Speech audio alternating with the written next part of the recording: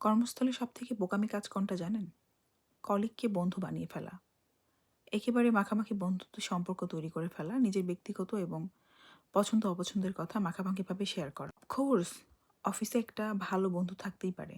ভালো সম্পর্ক থাকতেই পারে একজনের সাথে। যেহেতু আমরা দিনের একটা নির্দিষ্ট সময় অফিসে কাটাই ৮ থেকে ১০ ঘন্টা। সেক্ষেত্রে কারো না কারো সাথে একটা ভালো সম্পর্ক তৈরি হতেই পারে।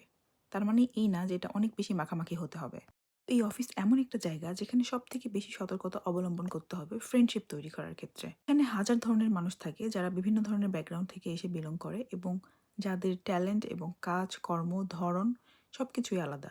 সবার সাথে আপনার মতের মিল হবে এরকমটা কিন্তু না। পুরো অফিসটা আপনার নিজের না। সো এখানে পছন্দ কিছু একটা হলো না। তার মানেই তো এই না। দেখা গেল এরকম কারো সাথে আপনার মতের মিল হলো না অথবা আপনার কারোর জন্য মনের মধ্যে একটু গ্যারেজ থাকতেই পারে অথবা অপছন্দ থাকতেই পারে। তার মানে এই না যে আপনি সাথেই এই বিষয়টা নিয়ে বিভিন্ন জায়গায় আলোচনা করা শুরু করলেন অথবা কারো সাথে গিয়ে